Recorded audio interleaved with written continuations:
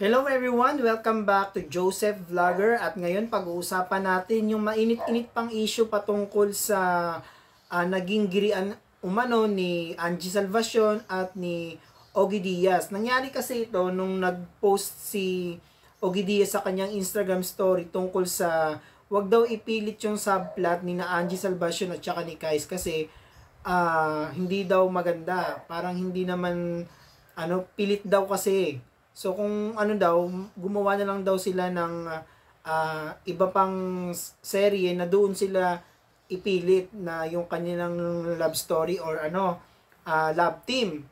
So ang nangyari, meron kasing post si Angie Salvacion na matagal na nauna pa doon sa statement or story ni Ogie Diaz. So ang ginawa ng mga basher, pinag-connect nila yon yung sagot na yon ni Angie Salvacion doon sa post o sa story ni Ogie Diaz, which is mas nauna pa yung post na yun ni Angie Salvacion, no? So, yung mga talagang basher ni Angie Salvacion ang gumagawa ng paraan para mag-clash itong si Ogie Diaz at si Angie Salvacion. Panoorin natin yung mismong statement ni Angie Salvacion. Mga bagay na, actually before that scene, may mga scene pa yun na hindi na naano sa Prime kasi di ba may limited din na time din sa Prime, like mga 1 hour and a half. And then about that then actually I got bashed kasi I posted I was sexually harassed in other platform, FB yata yun. I was sexually harassed, and then I was there to like call my sunshines and tell them na wag na natin patulan kasi at the end of the day di naman natin sila kilala, they're just there to judge us and all like that. So yung nangyari, actually ang gagaling ng basher, kinonect nila yung tweet ko sa sinabi ni Mama Odge, tapos siguro wala naman akong sinabing gano'n kay Mama Odge, ganyan.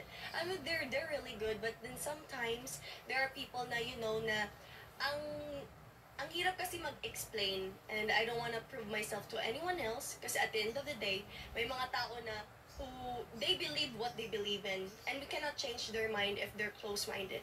So, I just let them be, and then, I don't talk anymore, because I let them talk, and I'm just here gonna do my thing. Totoo. And good Alright, so very good yung naging sagot ni Angie Salvacion, no?